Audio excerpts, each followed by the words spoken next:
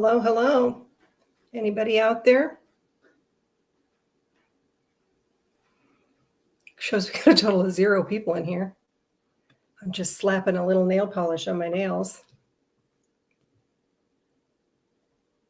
I'll wait till people show up. Hopefully I'm here at the right time. All right, there's 2 of yous. Let me know who you are out there. Welcome to my live stream. I am gonna slowly preamble into my story today because I got a turkey breast in the oven. And I'm going to have to get up and check it and take it out here in a minute.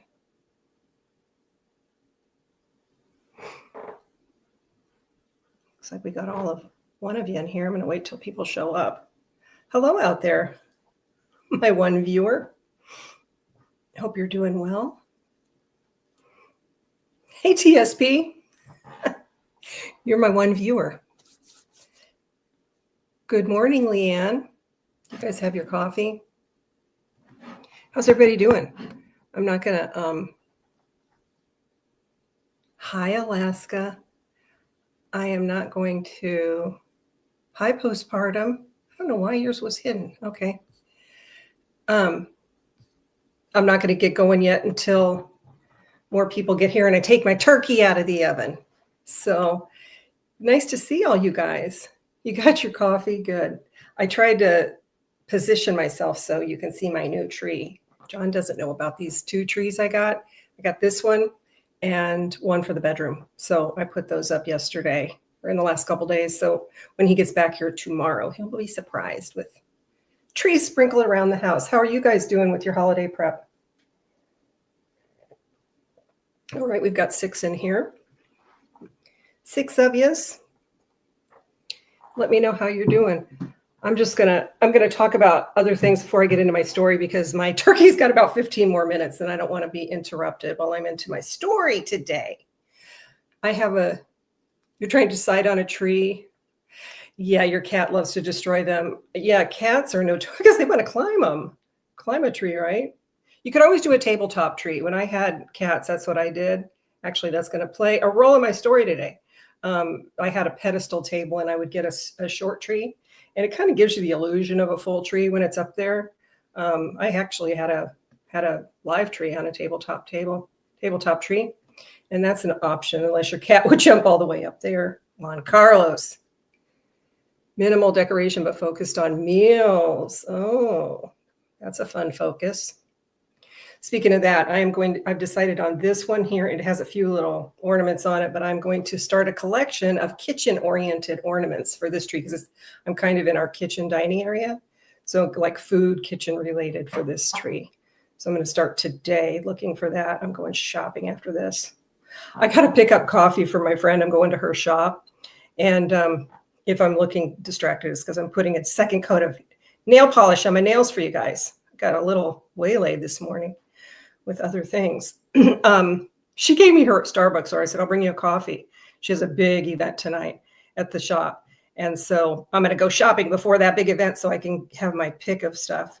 And I'm going to look for kitchen-oriented ornaments there because she's got a lot of ornaments. But I said, give me your order. Her order for Starbucks is like a paragraph. I'm like, what are you, Sally from Harry Met Sally? It's like all the things. Extra this, almond milk, and everything. I thought it was cute. So I had to copy it and screenshot it. So when I go up there, I'm just going to read it verbatim. Postpartum, you're all decorated and hoping to finishing your shopping this weekend.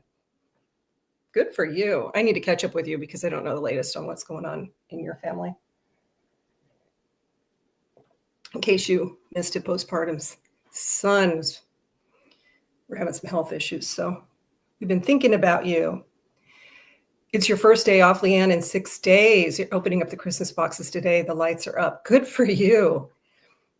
Fantastic.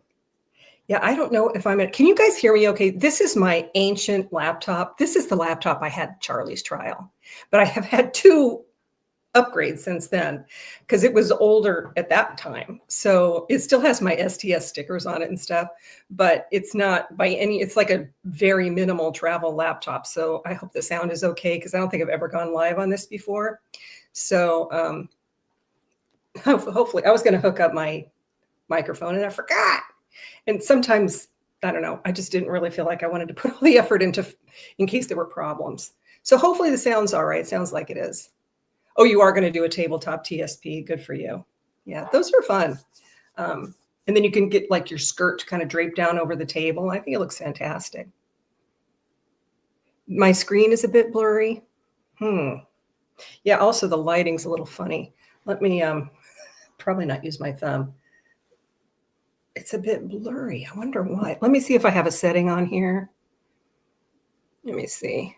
Visual effects. Sometimes it has no, it doesn't have the filter on it. Well, dang. Let me wipe off hang on. Let me go get something to wipe this off and check my turkey. I'll be right back.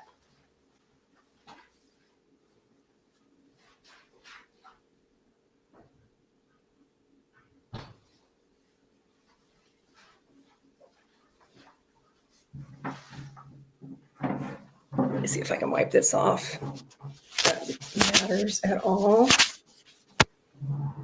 Is that better at all? I know the lighting is kind of dim in here, but I wanted the tree in the background. Baker was fully cleared from the concussion protocol this week. Hayden's better, but Ben was in the hospital last week. Oh my gosh. Postpartum, you've just been one avalanche after another. But that is great news about Baker. Fantastic news about the concussion. Okay, Mr. just came over and stole my scrunchie. Because you know me, I go crazy with my hair down for too long, and I brought a scrunchie, and he just took it off the table. That's fantastic. Happy holidays, CZMM3. I'm stealing that back, you little stinker. So far, so good with him.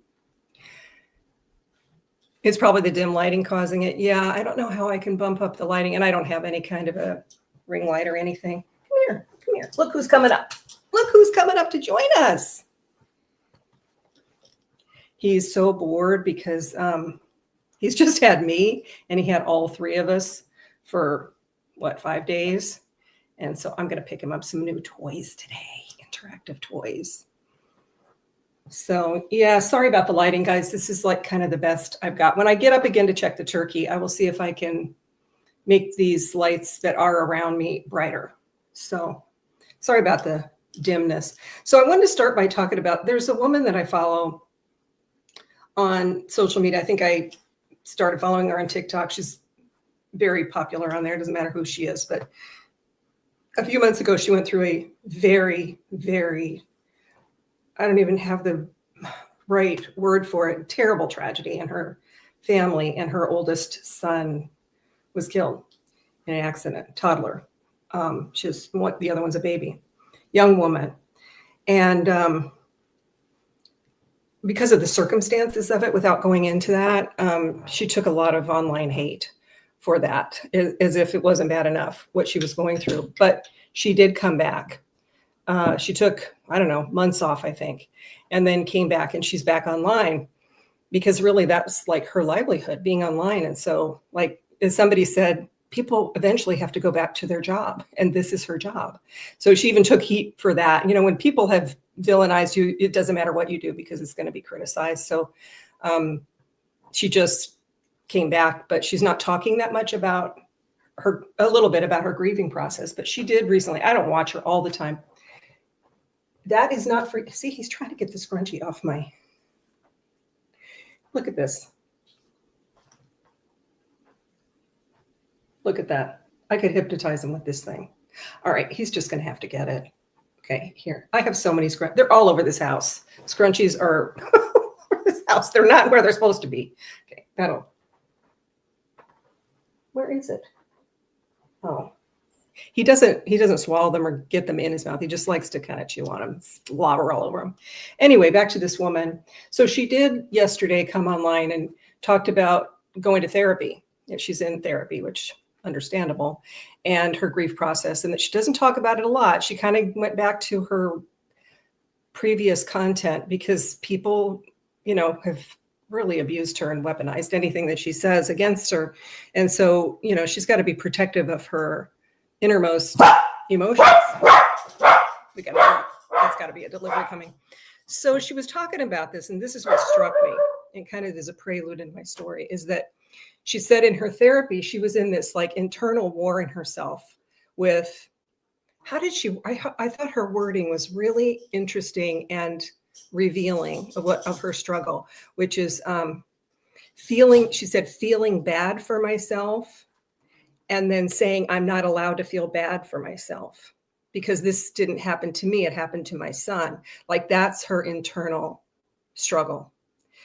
That's also, we can give that a name. That's called survivor guilt. But what really struck me was this term, feeling bad for myself. Like, she is so far removed from allowing herself to even feel bad that she can't even say her struggle is feeling bad, and that, like, that's where it starts, is the feeling. And that then she was talking about how, every single day is a struggle for her to get through that day, even though she's putting things online about going to work out and making coffee and making her bed and all the different things she does. But, how we are so, I think maybe more so as women, or just in our culture, whatever you want to say, indoctrinated to just skip over the first step, was just to accept however we're feeling. And so I made kind of a longish comment on that about, I think one of the biggest life lessons to learn is to accept what we're feeling at any given time, because most of the time we're not choosing that bad feeling. It's just happening. And we want to skip right over it and justify it and give it a story and, understand it and get permission for feeling that way and all this stuff. But if we can just have a norm where we start with just feeling it. And in her case, it's, I'm sure, just the depths of despair and sadness. And just, instead of going straight to, am I allowed to feel this? Maybe we start with, I am feeling this. I am feeling this right now. That's it. I'm feeling this. And see what, I think it passes a lot more quickly when we just drop into that feeling, and that and being maybe curious about it, being accepting about it. I said to her that, if she could apply the gentleness that she shows her children, including the one who's passed on, to herself, of if they're feeling something, that's okay. That's okay. It's okay that you're feeling that. Those kind of things that are said to children. I just was so struck my own sadness with that struggle she was describing. But the survivor guilt in that has to be so tremendous, because she wasn't even home when this accident happened. And, she went out for like the first time postpartum to go do something, and this happened. And, I just can't imagine the layers that she's going through and will be probably for the rest of her life to some degree. I mean, it's not like the grieving period has a beginning, middle, and an end. It just has a process that you're in probably for the rest of your life. I know many of you out there are dealing with grieving situations, and, closure is not really an appropriate word, is it? Or applicable. I'm going to go check my turkey. You might hear it beeping, and then I'm going to see if I can turn these lights up a little bit. Talk amongst yourselves.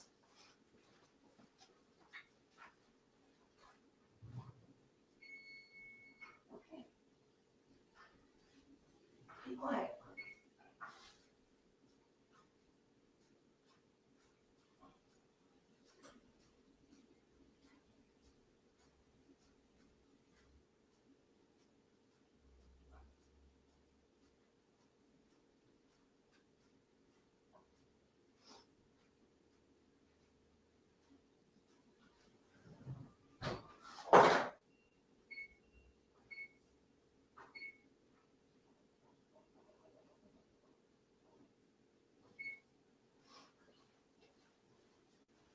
Let's see what we can do with these lights.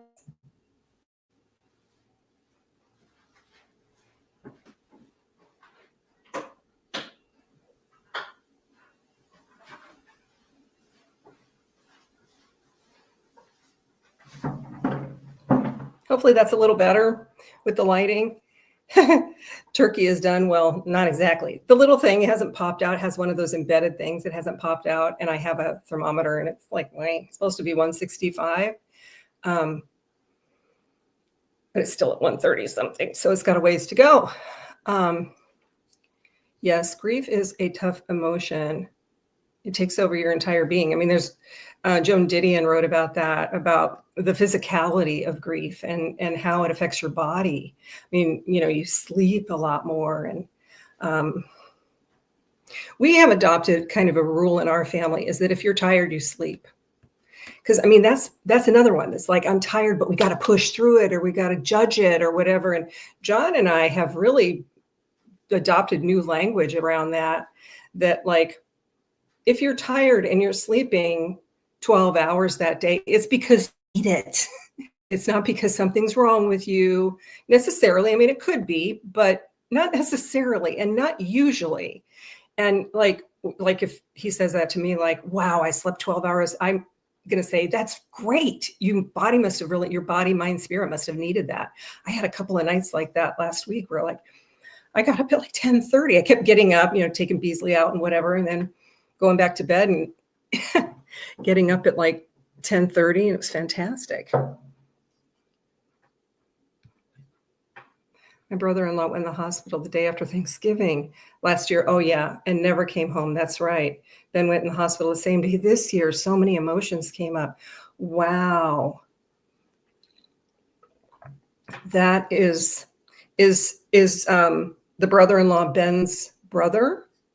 I mean, that's hard to say that's a coincidence. I mean, that's some sort of, I look at those kind of things, as you know. Well, I hope Ben is doing better.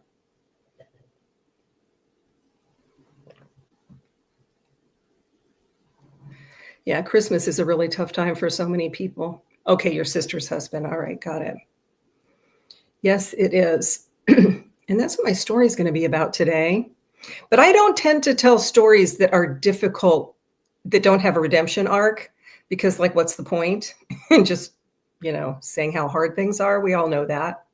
But there is also something about saying how hard things are out loud and just making plans from there, like I said, we've dialed our Christmas plans way back, and it feels good to do that because, such a tendency of, look, if we could do this, we do that, piling on, adding more things and adding more activities and whatnot. And it's good to just have a idea of your parameters and what you can handle.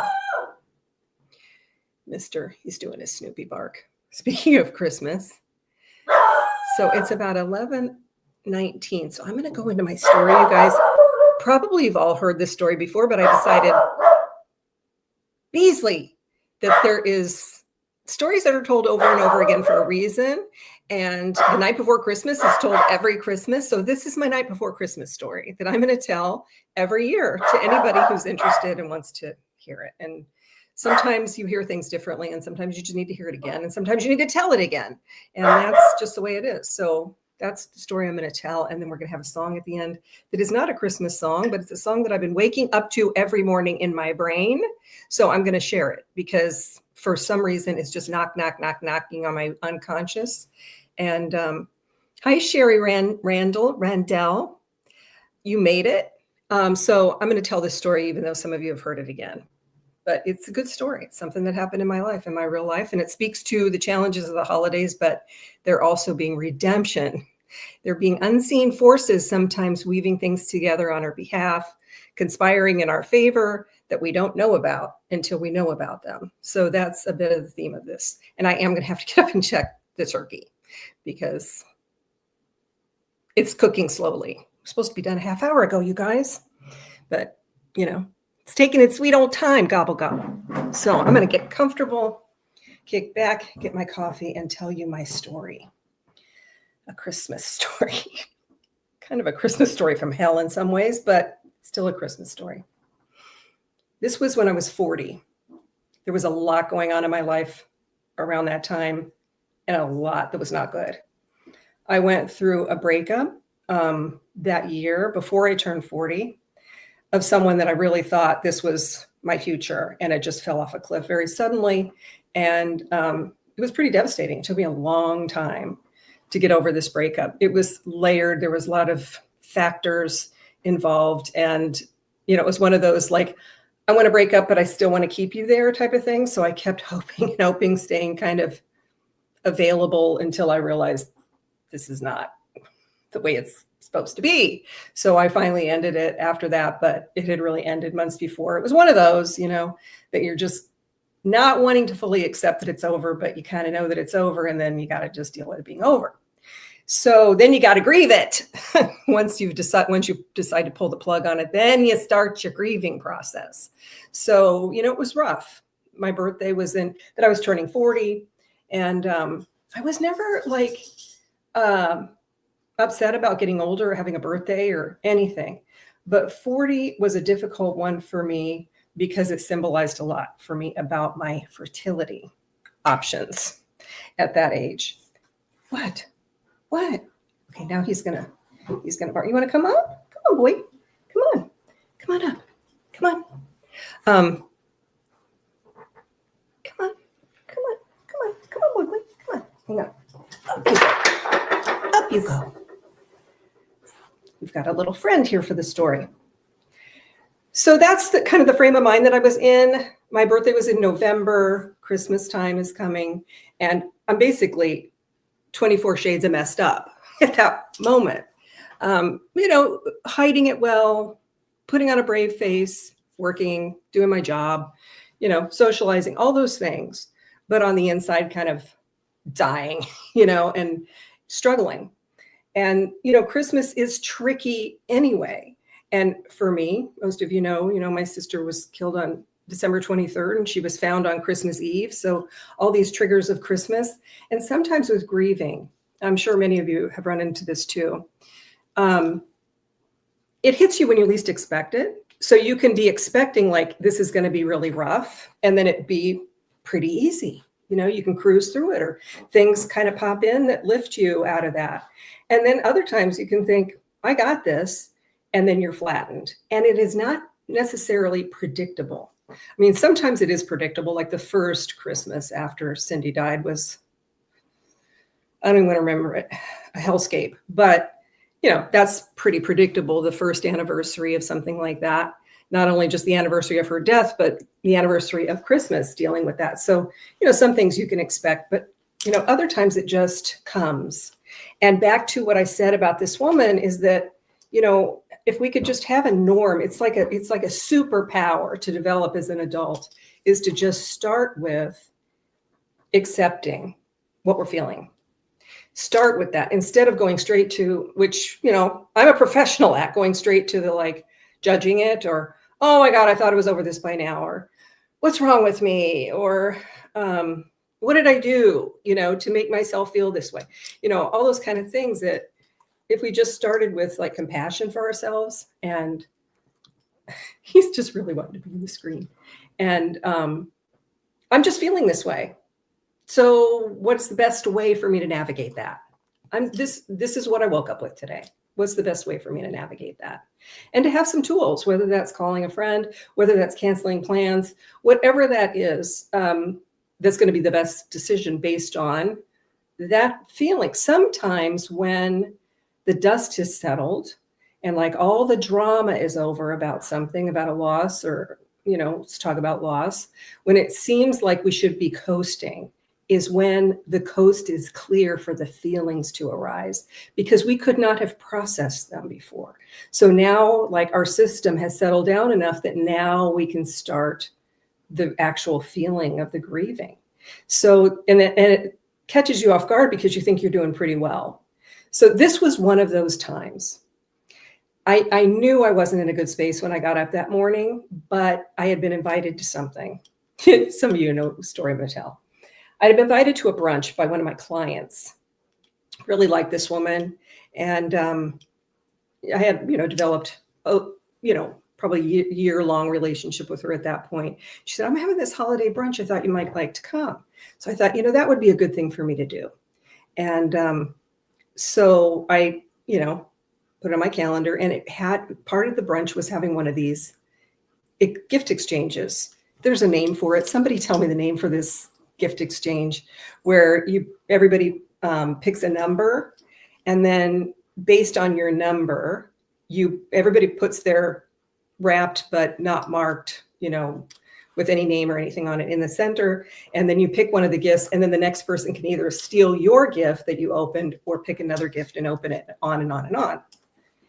Kind of a white elephant, but there's another name for this particular type of gift exchange where it involves stealing the gift from somebody else. Yeah, I think Chinese is in it, which is probably a completely terrible name for it, but I think that is Dirty Christmas. We're going to call it Dirty Christmas. I haven't heard that one, but it is damn dirty, and I hate this game. Unless it's like gag gifts with your friends, something like that. But like if it's really, anyway, you'll see the story why I hate this freaking game. So I go to this thing, and it's one of those, but the theme is bring an ornament, Christmas ornament. So, you're going to leave with an ornament. So, and, there's like a price limit, like $10 or something like that. Dirty Christmas. So I agree to go to this, but I woke up that morning, you guys, knowing it's not good. It's not a good day, but I'm pushing myself through. I'm getting dressed up. I'm doing my hair and makeup and everything because I got to, pull myself out of this. How about if I had just said to myself, I could cancel this. I'm not up for it, but I, had a frame of mind that would be the best thing for me to do. I was out of sorts and deeply sad, but I went anyway. Well, you don't necessarily want to be in that space and be with a whole group of friends that all know each other. Probably many of them only see each other at this party every year, and nobody knows you. And I probably was the only person there that didn't know anybody except for the host. And she was busy, obviously, hosting this party. And there were probably well over 30 people there. Let's say there were 35 people there. So I get there and put my gift in the pile with everybody else. And now, pause, prelude to this. As I was telling you, TSP, that year I decided, because I also had a cat, I decided to get a tabletop tree, but I decided this year I'm going to get myself a flock tree. I had never had a flock tree before. And I saw one on this corner stand, a little one, like basically they cut the top off a tree and it's a tabletop tree, but it was flocked. And I didn't have much money at that time, but I'm like, I'm going to go buy that. It was like $50. I'm going to go buy that. I hope it's still there. I want that. And I had this whole idea. This was something that was lifting me. I had this whole idea that I was going to decorate this flocked tabletop tree all in gold, silver, and crystal. That was going to be my theme. I was just going to make this elegant, beautiful tree. I got a tree skirt to go underneath it that draped over my pedestal table, this like antique round table. I had it like in my living room, and I was going to put little white lights on it and just have this elegant gold, silver crystals, lots of, I might have seen a picture of that somewhere, and I just like, I wanted to make that. You're having anxiety already. You know this story then. So I go there with that in mind. And I don't remember what I bought, but I bought a very nice ornament. It wasn't like a funny one or anything like that. It was a nice ornament, and wrapped it nicely and everything like that. So I'm sitting at this brunch feeling very out of sorts and pushing myself to engage. And as I said before, I do have social anxiety, so I have that as well. And literally all these people are so excited to see each other because they all are from her church. So they have that in common. Like literally everybody there is from her church. And some of them like wait to get to this party because like they're outside of church. And so they're like, catching up, as well they should. I mean, like, I'm not saying anybody should have behaved except for one person differently. Flock tree 3 times fast. How about 1 time fast? So, they're doing exactly what they should be doing. Damn it, the turkey. Come on, talk amongst yourselves. Oh, and Beasley has to get off. Sorry, but I'm going to carry you over. No, I can't. I'll come back and get you. Sorry, this turkey being a problem. Okay, be quiet.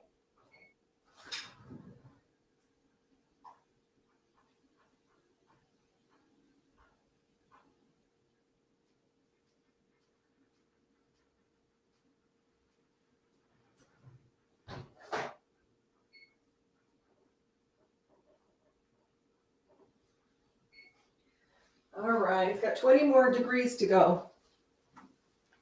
So I had to set it for another 15 minutes. Sorry, guys. So, a little choppy with the story today. Come on, boo-boo. Come on back up with Mama. Come on.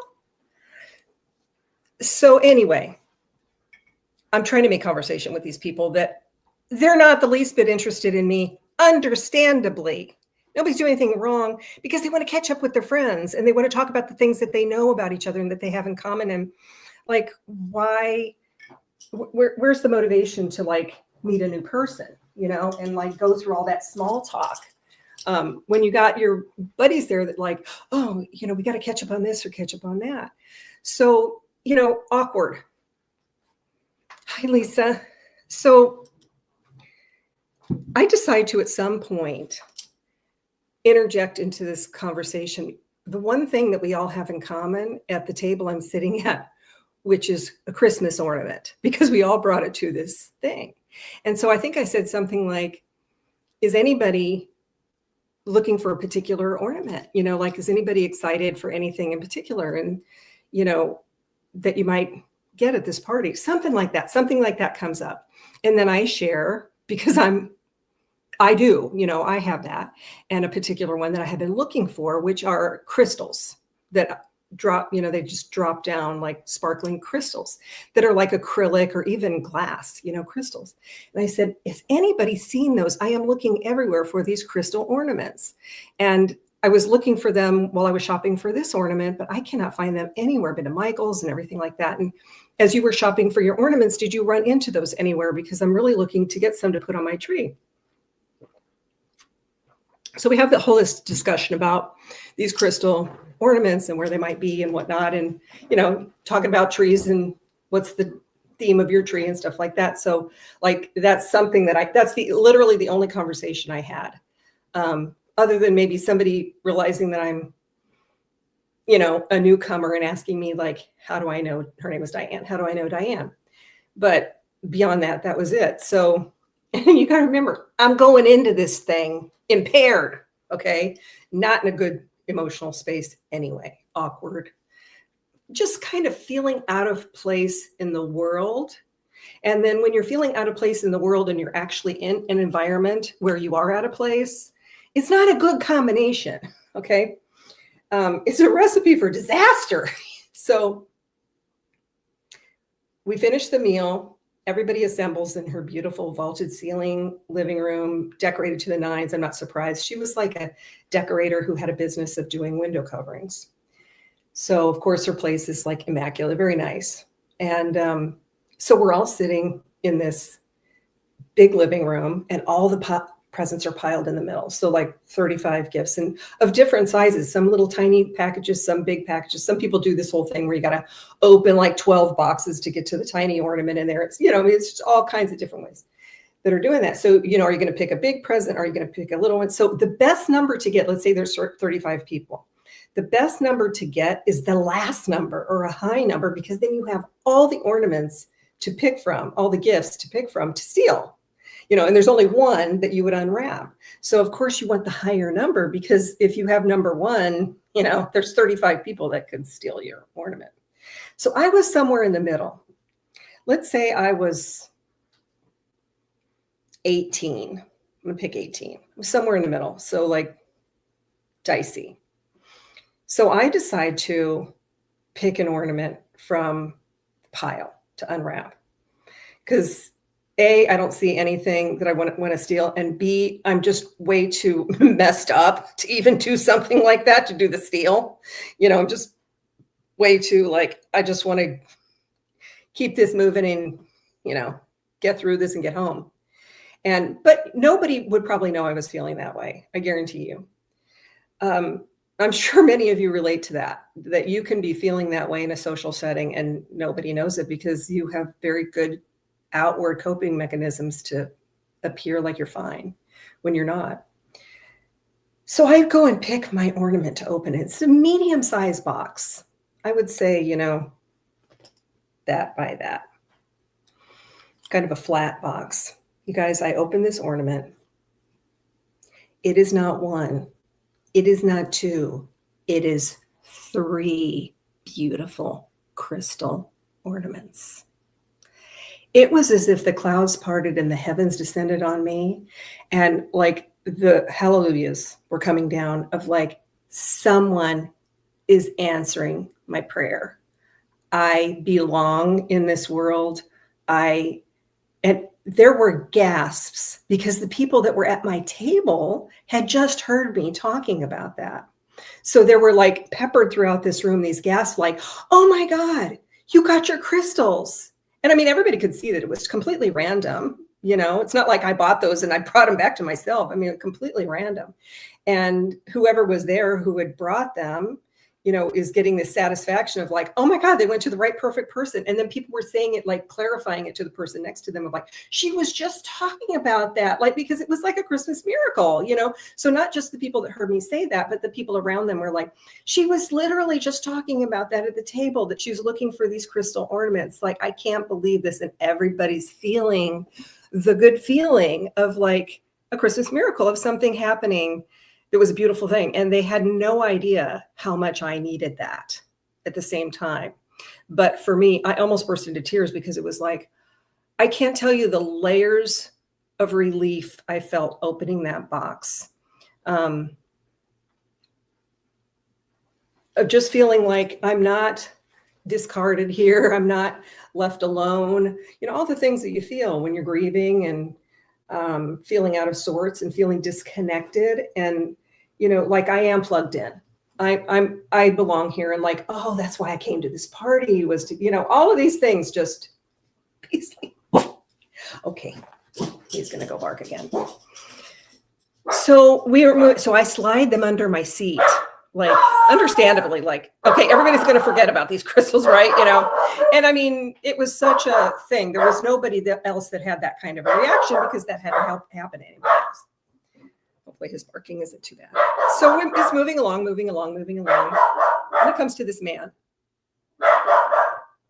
who's across from me.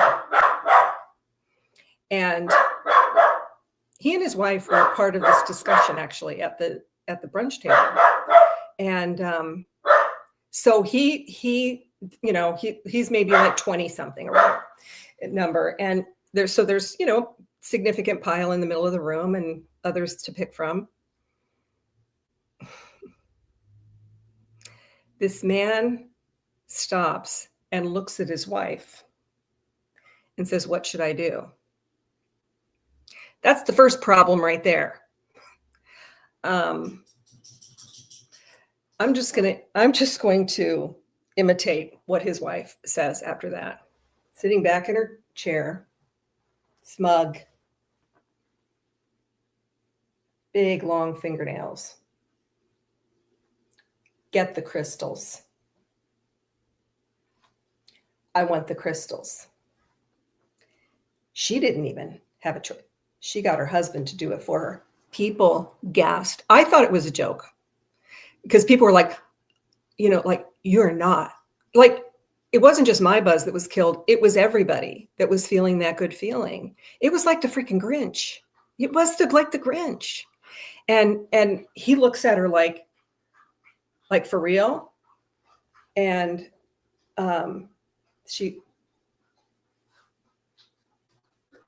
he steals the frickin' crystals from me. I had to reach under my seat and hand him, and then I had to pick another gift. I wanted to run out of that house. The restraint I felt at that time from wanting to just run out that front door, you guys, to hold in the tears that were bursting forward, like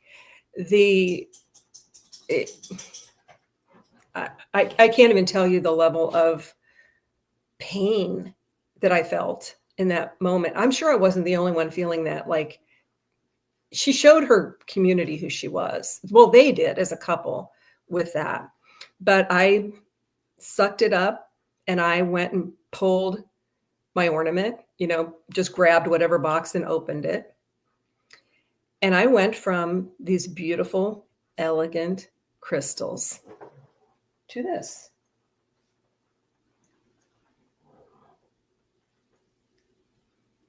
An effing pickle.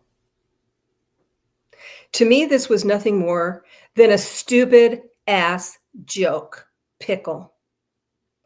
This is the actual thing that I opened.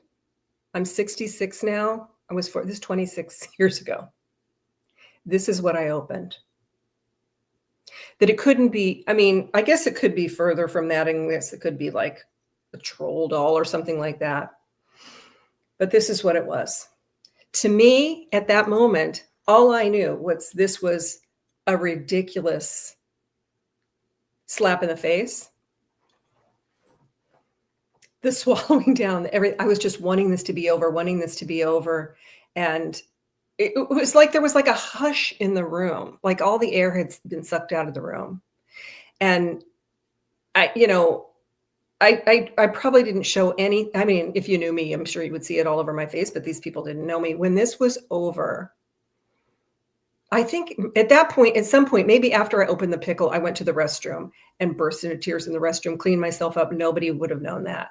And sat there through, and I'm like, I'm not going to embarrass my friend who's the host here with any of this. I'm just going to get through this and get out of there. I mean, I could not have grabbed my purse and get out of there fast enough. And when I got to my car, I just started sobbing. Just the uncontrollable guttural sobs that needed to come out. They really did need to come out. So, I mean, this triggered all of that, wasn't about that woman. It wasn't about her husband. It wasn't about the crystals. It wasn't about the pickle. It was about my grief, that this just triggered it to come to the surface. And it felt like at the time that I was sobbing over this pickle and over losing those crystals and over the, like, man, it was cruelty. It just felt like cruelty to me for no reason other than just, I can, so I will. I don't like that you got something happen to you, so I'm going to destroy it for you. That's how it felt. Come on. There are people that are like that. We've encountered some this year, haven't we? So anyway, yeah, I get home from this and just felt like, why did I even go to this thing? And I end up later that day telling a friend about this happening. And my friend's like, you don't know about the pickle? I'm like, what are you talking about? She goes, there's a whole tradition about the pickle, Kathy, that you don't know about. And it comes from, I hate to say Germany and apologize to anybody with German, whatever, but Germany and Christmas are not a good combination for me. But it might be that tradition. It's from some country like that. Let's call it Swedish. Swedish is loaded for me. Tradition where they hide a pickle on the tree, and it's the good luck symbol. And in the morning, all the kids get up and they rush around the tree looking for the pickle. And whoever got the pickle has the good luck for the rest of the year or whatever. Like, it's the winning prize is the pickle. She's like, the pickle is actually like very meaningful. And it's like a total good luck symbol, the pickle. So I'm like, oh my God, I'm surprised I hadn't destroyed that damn pickle yet, to be honest with you at that point. Like, I wanted to crush this little thing. It's one of those like old world glass things. You can see. And it is a pretty color. It's sort of like a mint green. So I got off the phone with my friend and thankfully she told me that. And she's like, no, you need to accept this pickle. This pickle is a good thing. Now, I wasn't really appreciating the fact that this unlocked my grief or anything like that, because I felt like 12 shades of shit, that day, beginning, middle, and end, that just got punctuated by this event. But later, you can process things, you can reflect back later and see that, there was maybe a method to the madness here. And everybody played out their role perfectly. I'm not giving her a free pass, but if you can utilize things towards your own healing and development, then it's not so bad that it happened. You know what I mean? Still doesn't, it's tricky sometimes, but for yourself, not regarding that person's trajectory, but just for yourself, you can use things that are really difficult to, it's about the perception. So I took this damn thing and look at the top of it. It's a star. So I took this damn pickle and I put it on my beautiful tree. And guess what? I did find the crystals. And I thought, I can buy those crystals for myself. I just was having trouble finding them. But after that, I was able to find them. So I found the crystals. I bought them for myself. But they didn't really hold as much meaning, did they? Just walking into a store because they're beautiful and they look pretty and everything. They did not hold the meaning that this pickle did for me.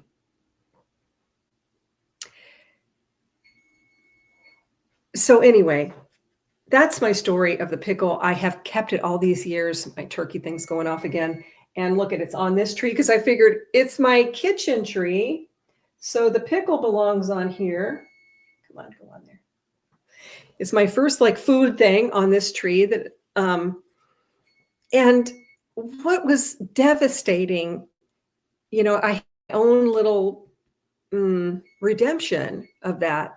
And that like it was an act of defiance against anything that was like working against me to put that pickle on my beautiful, elegant tree, to put a freaking little stupid pickle on there. But I did put it on there. And it's been on every tree that I've had for 26 years, that freaking pickle. So I'm going to come back and check comments, but gotta go check this turkey again. Be right back.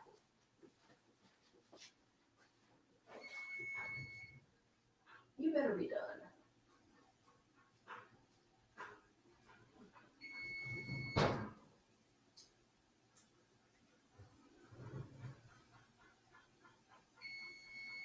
Okay, you're done.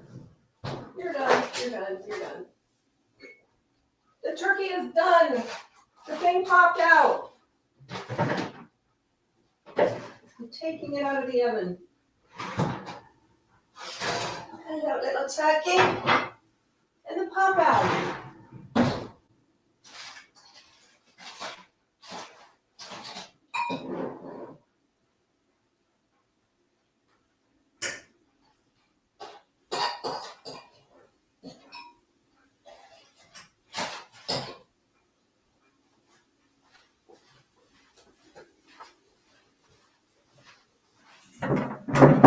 Turkey's done. It's out of the oven. Come on, Woodway. Come on, Beasley. Come on. So that is that story. And, I was thinking about telling the story this morning. And, I put my pickle on yesterday. So, of course, that got me thinking about it. And I wondered if anybody else is telling that story for 26 years, including the people that stole the crystals. Like, are they pulling out those crystals and remembering that? In some people's world, that would be a good story to tell about how they were able to steal these crystals. Like, they would be patting themselves on the back for that because they're that kind of people. People like that would retell that story because they would feel like, look what I got. It's also a cautionary tale of not being that kind of person, and acknowledging that you're not that kind of person. But, sometimes other people are still telling your stories. And it makes me wonder, sometimes you wonder that if like there's anybody else that's telling this story, because there was a whole room of 35 people that were witnessing that. But they didn't know the aftermath. They didn't know that I was sobbing in my car before I could even drive home for like 10 minutes. And that, then I had this like awakening about the whole thing. And in defiance, put that freaking pickle on my tree.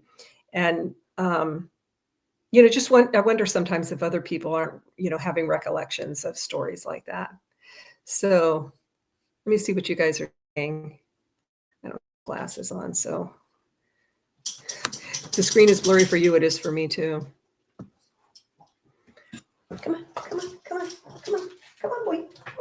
on. Go. I just Googled the pickle on a tree thing. I've never heard of this. Oh, you'd never heard of it. I hadn't either. And so like when I got the pickle, I clearly did not know that. There's a boring witness now. So I switched over here. Oh, you're watching a trial. Okay.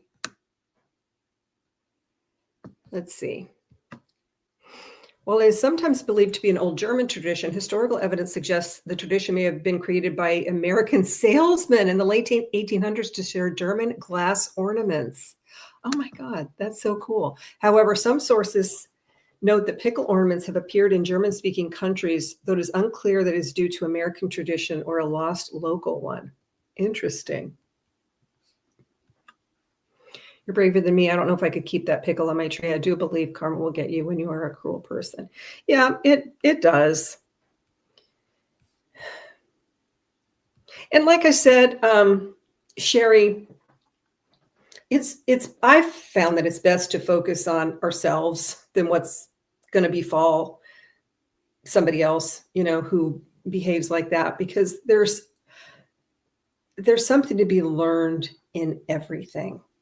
And back to the, just accepting the pure, raw emotion that you feel in response to somebody else's cruelty, for example, using that example, is a good place to start.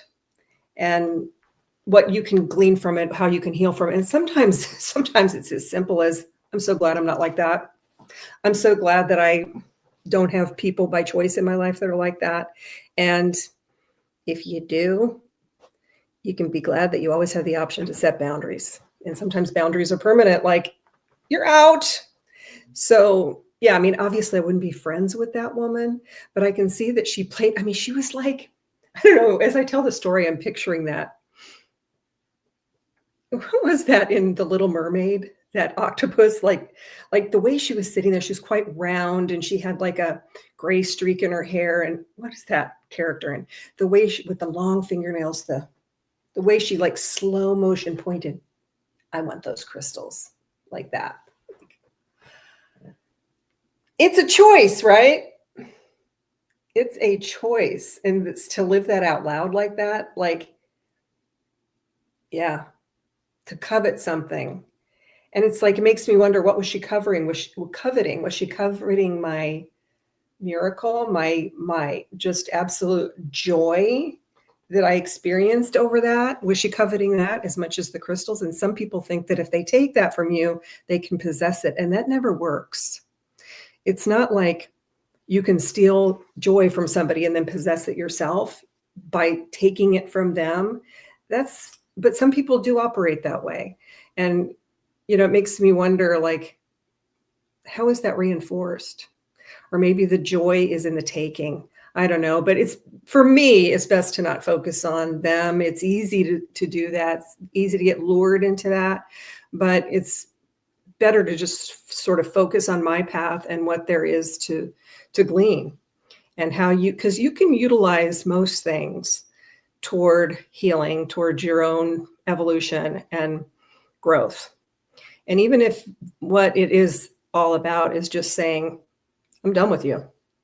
You're not going to be part of my sphere acting like that. That's all I need to know about you. That's it. Even if it's just the first time, sometimes the first time is all you need to know. Any normal person would have given up the crystals to you if they got them.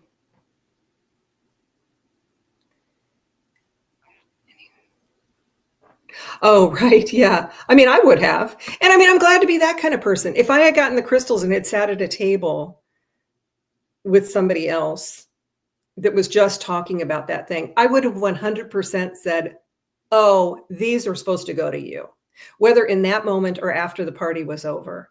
Or I probably would have nodded to them, even a stranger, and been like, you're getting these, 100%, because what joy would that be? Then you get to participate in it. You get to participate in that person's miracle and have that too. And what a story they have to tell themselves, like, oh, I got these crystals and they went to this woman. And I was so excited to be able to share that. That is real joy in that. And the people that would find it in coveting and, it's sad. It's sad.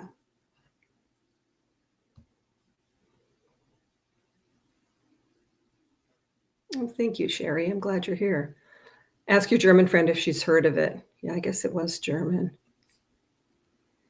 The end of the story, her cat jumped on the tree and only the crystal ornaments fell off and broke while picking the pieces up. She got her foot. It makes you wonder, like, what was her emotion when she was putting those on her tree? And that she got to boss her husband around like that. And that he allowed himself to be bossed around like that. And that he allowed himself to be kind of the villain in that story, her henchman, their whole relationship was played out right there. Like there's their whole dynamic right there. And that, it's just fascinating. It's also like, here I am, like 26 years later, having landed in a happy marriage and have a husband that would never turn to me like that, never put me in that position because if he did, I would just say, go for what you want. It's your moment. It's not my moment. It's yours. Get what you want. Um, my dreams did come true. But sometimes, we have to go through stuff, we just do. And either we get it or we don't. If we don't, we have to keep going through it, right? So, yeah. I learn much from you and how you rise above other people's cruelty, hold your head high. Thank you, Sherry. We don't have many choices. Like, we can either be crushed by things or we can rise. And it's funny that people think they can have some impact on my mental status when I've been through, like I've said before, I've been through far more than what you put me through. Okay. And recovered. So, like, you don't have that much power, because guess what? I don't care about you like I've cared about people that I have lost. I don't care about you. So it's like the flex isn't the flex you think it is. The older I get, the smaller my circle becomes. My peace is most important. 100% postpartum. Absolutely. It's quality over quantity. And that goes for having a YouTube channel. Like, I have like a really quality group of people that are, at least interacting with me on this channel that is far smaller than what my other channel was. And it's so much better. It's so much more fulfilling and like gives me, happiness to come on here and share things and participate and interact with you guys, because it's smaller, because it's winnowed down to a quality group of people that I want to share with and that I want to engage with. And, you can have a lot of numbers and not have that experience. And that goes for friendship circles and everything like that too. The hidden message is waiting to be revealed. That's right.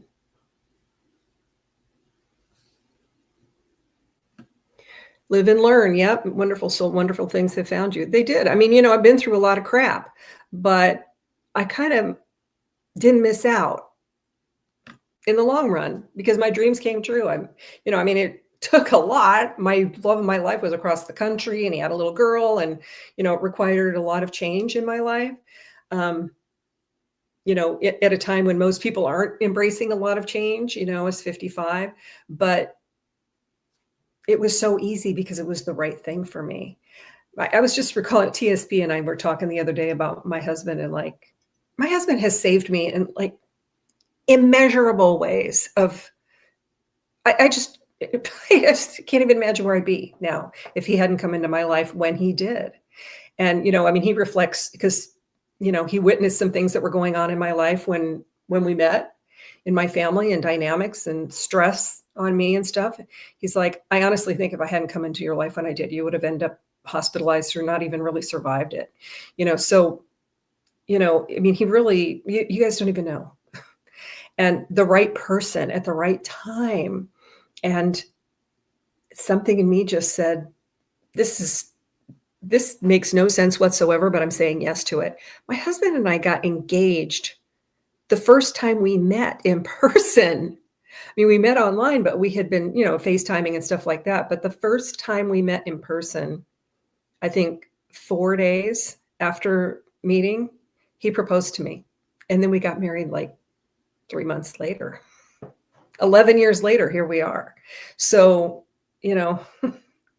go figure. That was like heavy duty saying yes and leaping, and then the net appearing and it just wasn't hard. It was a situation that should have looked really difficult, but it wasn't. When it's the right thing for you, the doors just open and you just flow through them, and you're not beating your head against a wall at every turn. And, I mean, it hasn't been without conflict, without challenges, coming together, but we're doing great and we have a really great relationship and a great family, and it just keeps getting better all the time. So we love this small channel. I'm glad you do. I do too. I mean, it's so much better.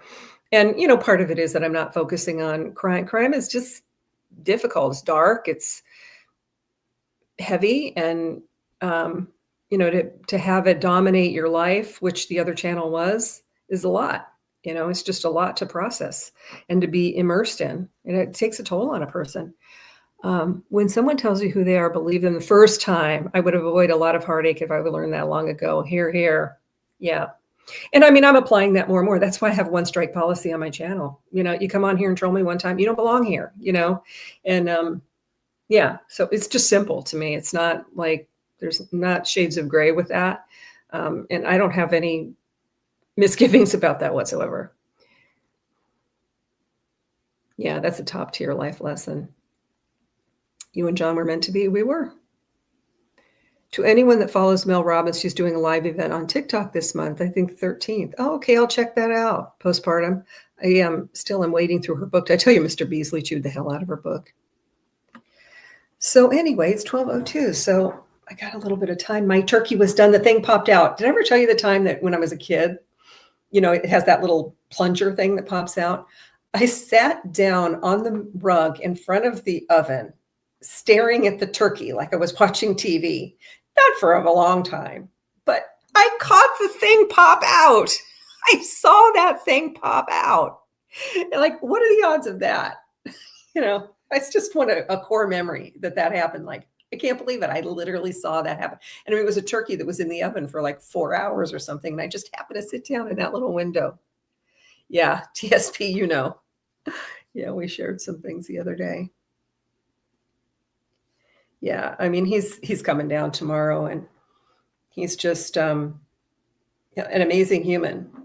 He just is. I mean, yeah, I just can't even enumerate the ways that he is so helpful to me and other people, but he's also been through it too, and I mean, just the way he's helpful to me with my brother and the life that we have. And I guess he would say the same about me, that I'm helpful with Lillian. But Lillian's so easy to be with. I mean, I just can't imagine that she's 14 and she's so easy to be with. I mean, like, when is the terrible teenagers part going to come out? And I just haven't experienced it. I just think she's super fun, and she texts me all the time. She's very loving, very affectionate. She texts me good night she has a little small group that she texts.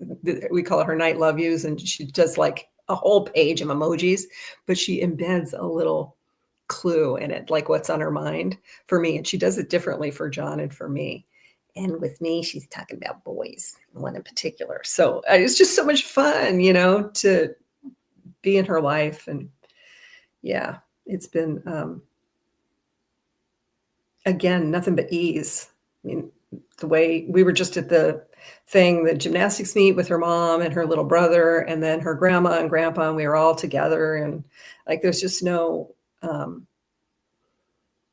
conflict or even discomfort there. I mean, everybody's just like one part of a large family, and like, we're happy to see each other and wishing the best for each other. And there's just I feel very fortunate.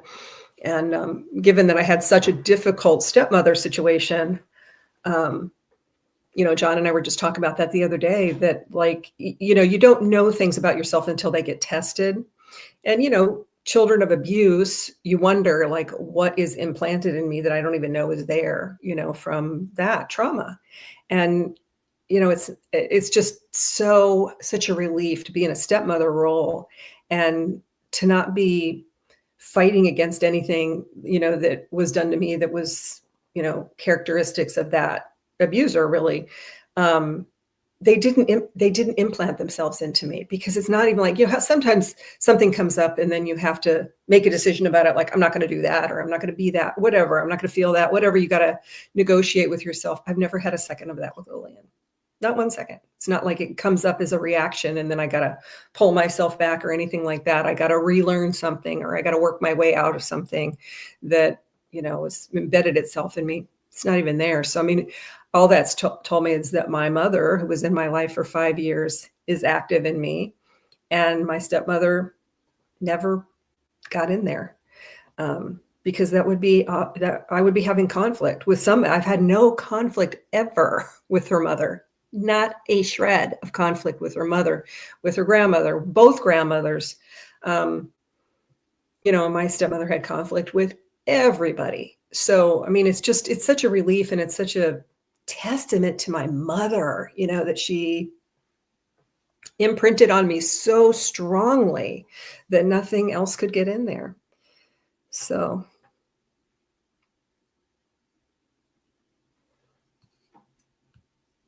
that's so mature and what I would hope for everyone. Probably talking about blended family stuff. Well, I mean, the whole thing can go off the rails if there's a really problematic person, and that does happen. And then you got to navigate around that person. I feel really a lot of respect and a lot of compassion for Lillian's mom, because she had to negotiate around his first wife, who was very problematic.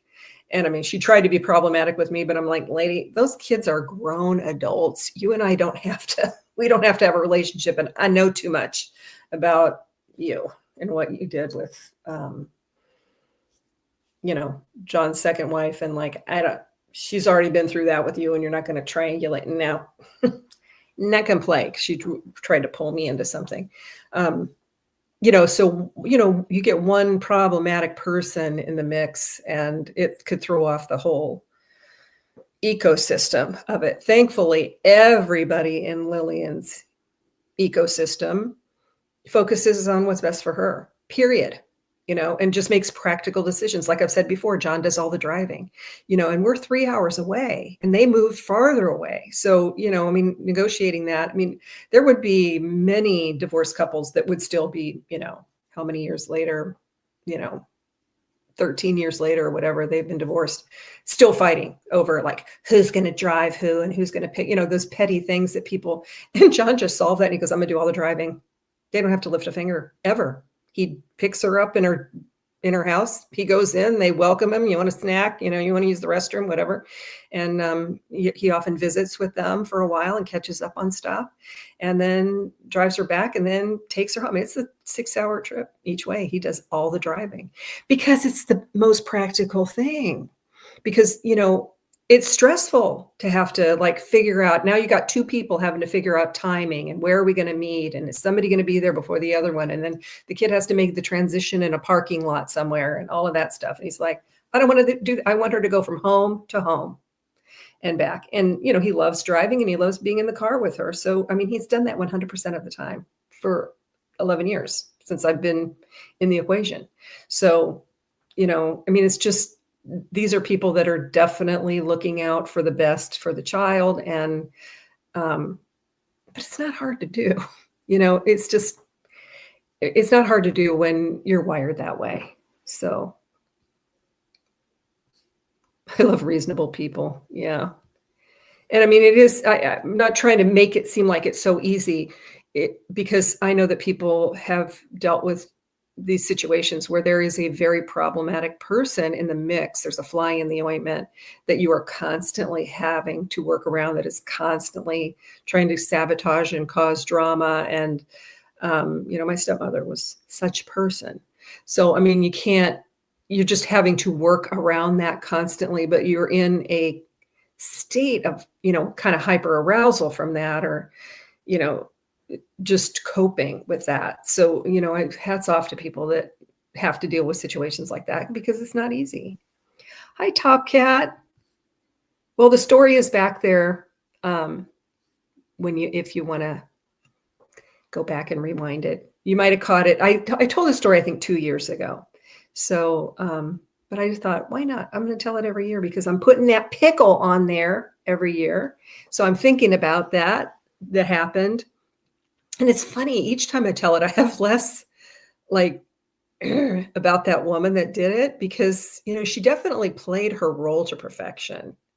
And you got to thank somebody for that, for like you did it so loudly and so seamlessly with such panache. You played that villain role that it brought it home, man. It really ignited what it was supposed to ignite. So, think about that when you think somebody is, playing that role in your life. And, obviously with this one, this wasn't anybody I ever had to have a relationship with and that was going to move on that I would never see again, which I never did, see this person again that I know of. But, it's harder when people are playing that role you have to navigate around, they're in your family or whatever. Obviously that's a lot harder. And that's where setting boundaries for your own peace comes to play. So I'm not going to stay on too much longer because I need to go get this lengthy coffee order for one iced coffee. And I might try the eggnog latte again. That might have just been because I looked it up when I got home and it says they're using actual eggnog with the coffee. I don't know. It didn't hit right the other day. I didn't even finish it. That's rare for me. So I may try it again. And since I'm going to Starbucks, have any of you tried the eggnog latte or is it your thing? Let me tell you what I had last night for my dessert. Speaking of that, I did find a good eggnog ice cream at the grocery store. And last night I made myself a snack. Eggnog ice cream. I still had some homemade granola from my neighbors that they brought over like last fall. Granola on top and nutmeg on top of that. It was a winning combination. That was so good. I'm probably going to have it again tonight. So any of you guys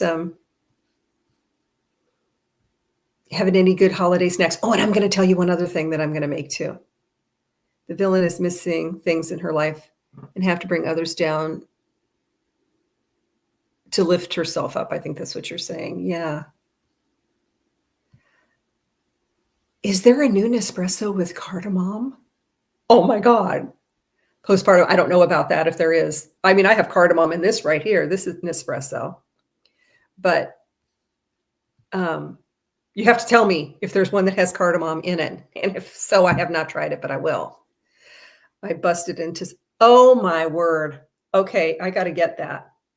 I'm going to look that up today. Thank you for letting me know that. How did that pass me by? Yeah, cardamom is it. So yesterday I made all my dough again because, okay, so in another video that I made, I talked about how I changed all of our plans that I'm staying down here at this house for the whole month of December, but all my cookies, my shortbread, my savory shortbreads are up there in the freezer. So John was going to meet me halfway before this super winter storm hit. And he's like, you come halfway, I'll come halfway. We'll each drive an hour and a half and I'll bring you those shortbreads. This is what I mean about my husband being amazing. And then all of a sudden it hits me. I got a whole week now. I'm going to make a whole new batch of this, which I did yesterday. They're pretty awesome. You make it like in a roll, like the slice and bake, but they've got orange peel, orange juice, thyme, cheddar cheese, but it's like a shortbread. So it's like a cracker. So I made all the dough. I got 4 rolls right now waiting to slice and bake. And then all of a sudden I realized John's coming down because he changed his plans up. He's coming down on Saturday. So he's going to bring me all of mine now. So I'm going to have double the amount. And guess what I'm going to do? Give this stuff as gifts. So now I have all these homemade crackers to give for gifts. So anyway, that was just kind of funny. But I'm going to this thing on Monday. I'm going to give you this other idea because I saw it on, I don't know, Instagram probably. But, this party every year, you bring your exchange thing and I'm going to wrap mine like Christmas crackers, like the firecracker looking things that in England and whatnot, maybe Australia, you guys do that. I'm going to wrap them like that. And I got all my stuff for that. So that's going to be cute. I'm going to wrap up my things for the exchange. It's a cookie exchange, but it's not a steal thing. So I'm going to come home with 8 dozen different cookies, but I like to bring a savory one just because it's like different and you can put it on a charcuterie or whatever. So, and people tend to like that. So I just sort of mix it up a little bit. So anyway, but everybody brings an appetizer. So what I'm going to bring, picture this, how cute this is. So I'm going to make some of my crackers in a triangle shape, just a few of them at the end, like 1 dozen of them. And you take a wheel of brie, so a round of brie, cut it, put it in the freezer for like 10 minutes so it gets hard, and cut it horizontally. So now you have two round things of brie, but each side has like the sticky cheese on it. So picture that. Then you're going to cut those in triangles. So you got your, and doesn't that look like a Christmas tree? So you got your little triangle. So you could get out of one wheel of brie, you could get like 16 of these triangles. So picture this. You take the sticky end and you have a plate of like honey. I'll probably thin my honey down a little bit, and like a flat plate of honey. You dip that cheesy side, the sticky side, in that honey, turn it back over, and then you sprinkle it with fresh chopped parsley and put pomegranate seeds on it. And then you can put like a pretzel in the bottom. Like if you want to do a pretzel, or she set up, but I'm going to set mine on a triangle shaped cracker. And isn't that cute? It looks like a little Christmas tree. So, and it's got the sweet and savory and salty with it. So, anyway, I'm going to make that for Monday, and, super easy. So I got to pick up my brie for that, and not expensive. I mean, it's 3 ingredients. Well, if you have honey, you already have that, which I have a ton of honey. So you got brie, chopped parsley, and pomegranate seeds. That's it. And I'm picking up those. I love savory cookies. I do too. And these are good. And what I learned making them last time is that I cut them, instead of a fourth height or width, I cut them 1/8. So they're more crunchy. So I like that than like Lillian even said that, like it's a texture thing, like the short, it's almost like too much. Because if you have it very thin, then you could put something on it and use it for a cracker. I'll share that recipe for that shortbread. Have you tried savory s'mores? I saw that, Leanne, and I think that was with brie, wasn't it? And like a cracker and like salami, and put the brie over the flame. Yeah, no more stealing games. No. Yes, on the Balsamic Society. Somebody must have said something about the Balsamic Society. I don't know what that is. That's what I do with my mom. Spritz cookies as gifts. Baking day is next week. Last year we made 3 batches. Took literally the entire day. Oh my gosh, I bet that did. But I bet people really wait for those cookies every year. And those are labor intensive. I talked to my brother today, and he got all the ingredients to make the cookies that we always made when we were kids, called Merry Christmas cookies, that are like they're like sugar cookies, but what sets them apart is they're sweetened with honey and lemon extract. They're so delicious. And my sister found the recipe. And he goes, remember Cindy used to make that every year? And we would make a whole day of making this. They're labor intensive because you got to make the dough and it has to chill. Then you have to roll it out and make your, cookie cutter things and bake them. Then they have to cool. Then you decorate them with frosting. I mean, there's a lot of steps to this. I'm now thinking out loud that I think I'll just make the dough and refrigerate it over here before I go over there. So next week, my brother and I are going to make those together at his place. So, and he bought all the ingredients for it. He has everything for making that. Isn't that sweet? So we're going to make that and then give those as gifts as well. So I'm putting together some care packages for friends. Brie over the fire, then a savory cracker. So good. Oh my God, I need to come to your parties postpartum. Between this, the card, you have a palate like mine. I can tell the cardamom. It's not it's very specific flavor, but like if you're into it, you're into it. Balsamic on the brie. Ooh, that sounds good too.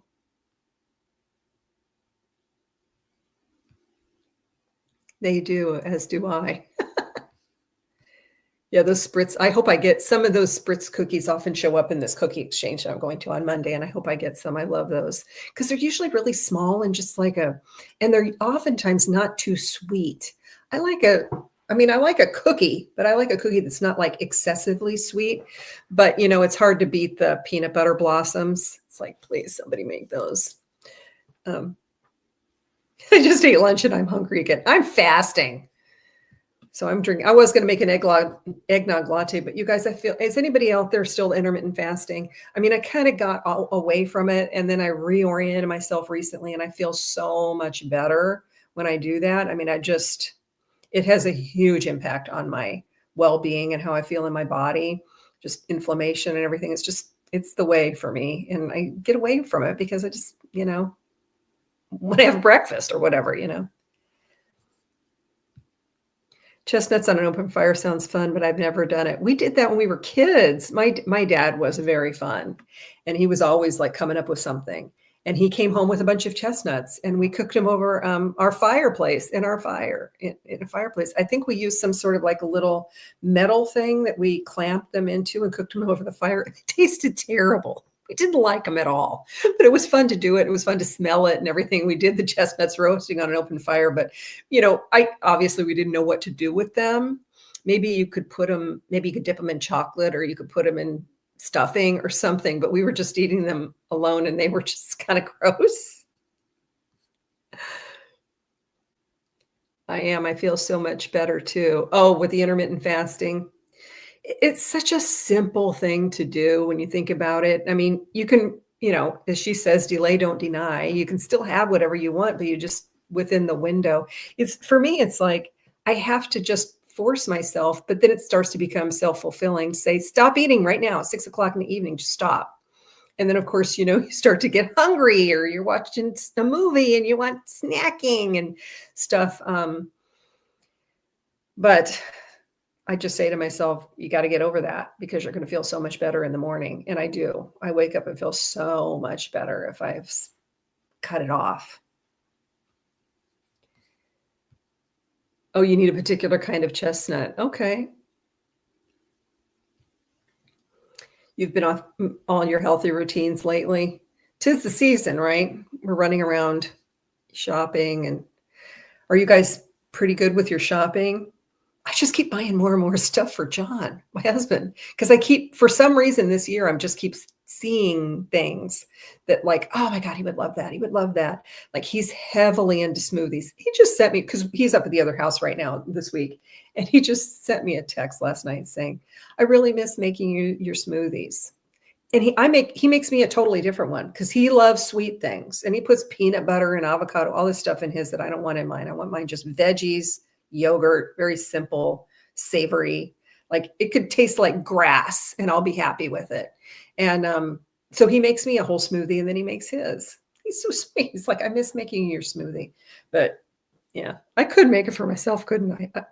So anyway, it's easy to get off those routines. And so anyway, I was going to say, one of the things I got him was a new Ninja, like the upgraded, because he makes it in one of those individual Ninja blenders. So he has more, a new grinder. This one has a higher power motor, more cups and stuff like that. So I'm just upgrading his whole blender situation.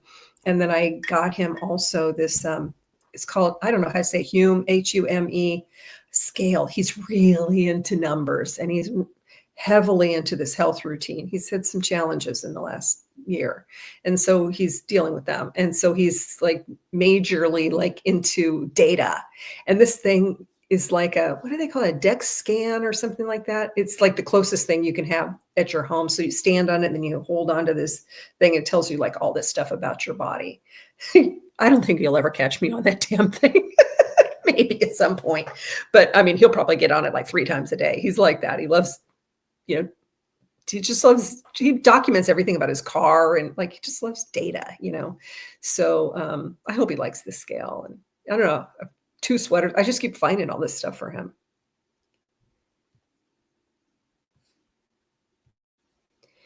My acupuncture doctor recommended spirulina. So remember when spirulina was like the thing, like in the 90s or something?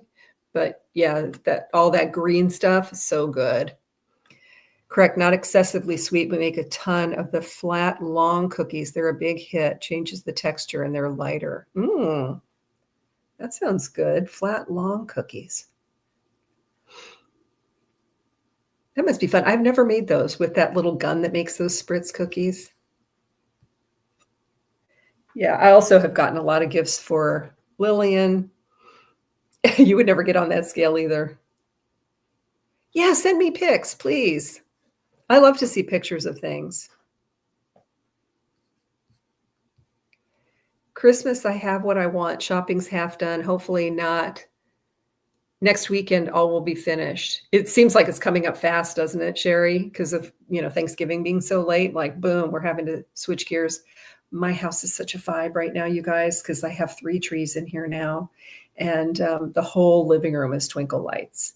And we get this live wreath every year from these people send us big, beautiful live wreath, and normally put it over the fireplace at the other place. But I'm like, I'm putting it up here, and I put twinkle lights on it. I made my own bow for it, green velvet bow. And I mean, I hate to go to bed because I love, but then I put a tree in the bedroom. So, I'm getting a timer today that I can put on that so I can go to sleep with the tree on in the bedroom and it'll turn itself off. So, I mean, this house is just lights, like little lights everywhere. No to that scale. That's funny. By the way, you looked absolutely adorable in your hat, blue scarf, and pink fluffy. Thank you. Yeah, the woman that stopped me was a very young woman. She looked like she was like maybe even still a teenager, a very young woman. And she was parked next to me, and she rolled down her window and she saw me just loading stuff into the back of my car and said, I just want to tell you something. Maybe she was in the store when I was in there. I don't know. But she's like, you look so cute today. And then she like enumerated all the things, and it's like, if you only knew how I just threw this outfit on to run out the door, to go run errands. Like, it was just so sweet.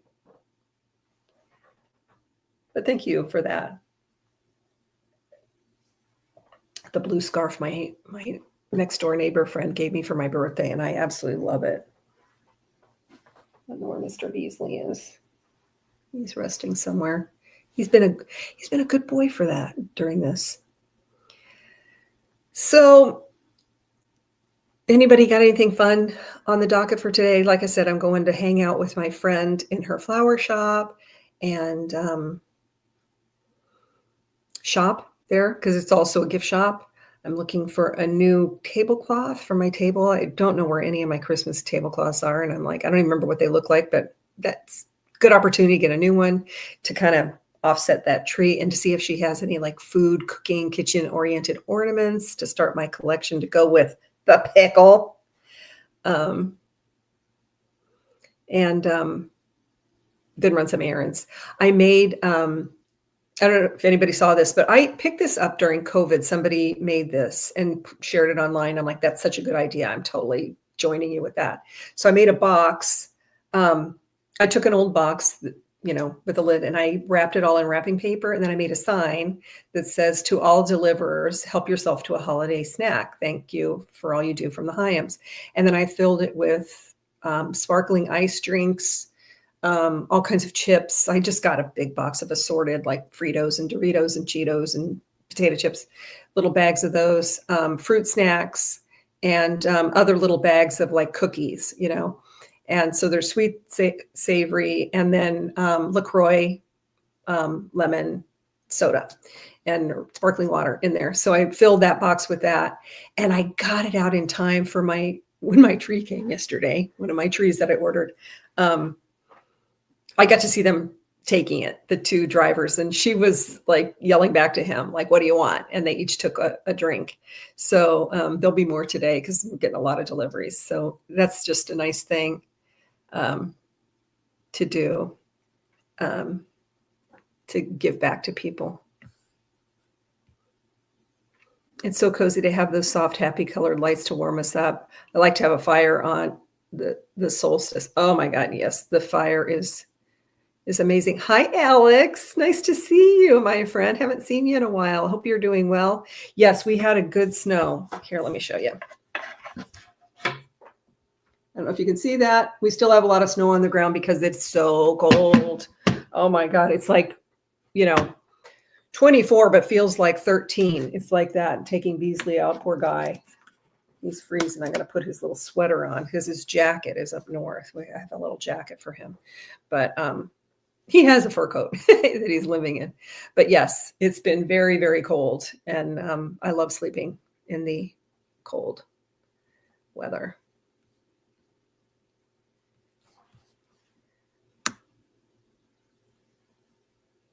Let's see. I'm going to open my Christmas boxes. Wish me luck. It's snowing like crazy here. Oh, what are your Christmas boxes? I'm wishing you luck. I'm not quite sure what. Oh, your decorating stuff, your stuff for decorating. Well, have fun with it. It's so fun. It's so much fun, more fun to put it up than take it down, right? We have lots of Christmas fairs where people sell things they made. I love that. It's always really interesting. I want some knitted slippers for guests. Oh, that's a nice thing to have for guests. My grandma used to knit us slippers all the time. Delivery people would definitely appreciate that. Well, good luck with Leanne, with your decorating. Feel free to send me a picture of anything. So special, get compliments out of the blue from random strangers, isn't it? And it made me feel like I need to do that more often too.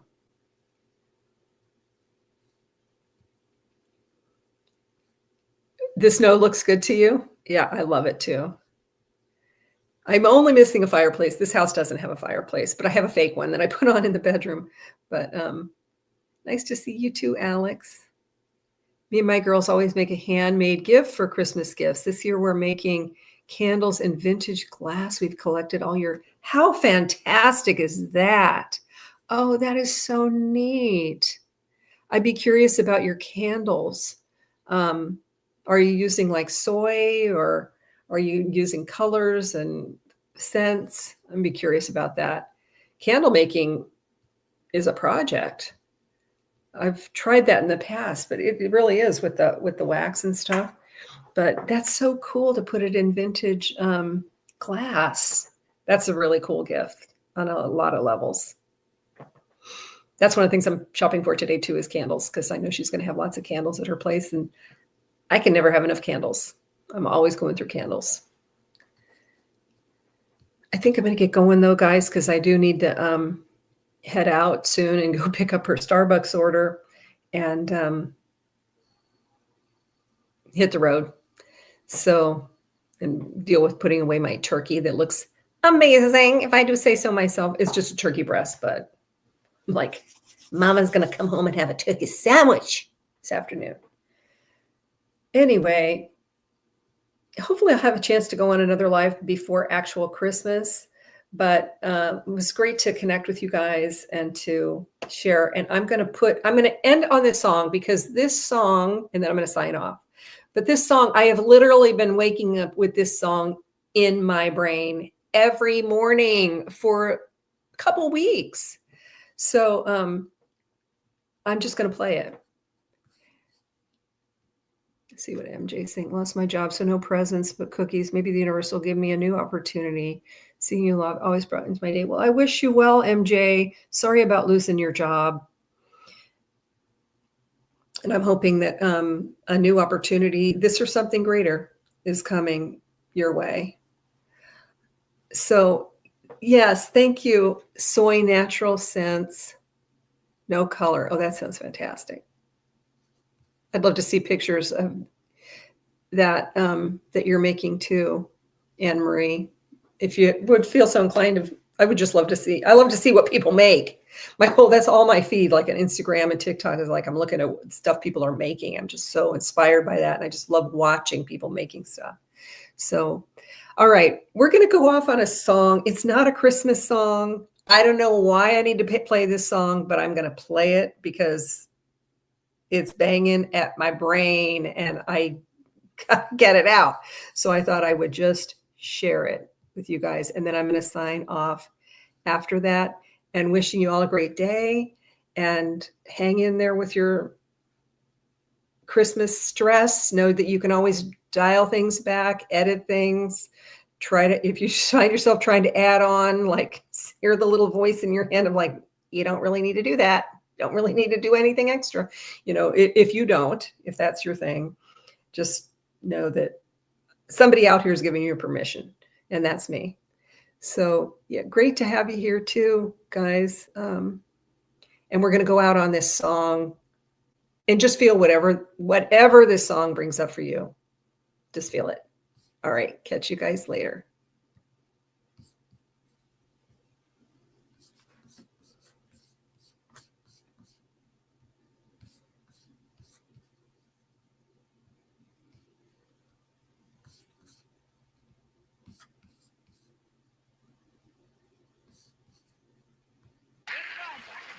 I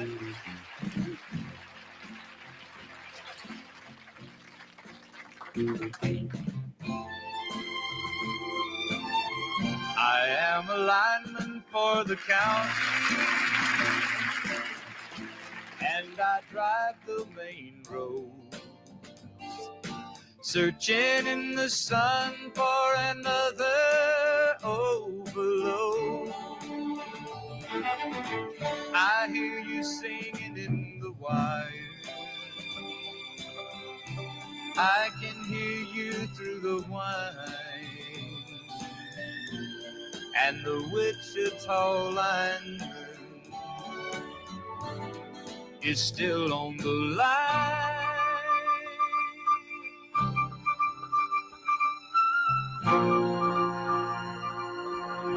I know I need a small vacation, but it don't look like rain. And if it snows, that stretch down south won't ever stand the strain. And I need you more than want you, and I want you for all time. And the Wichita lineman is still on the line.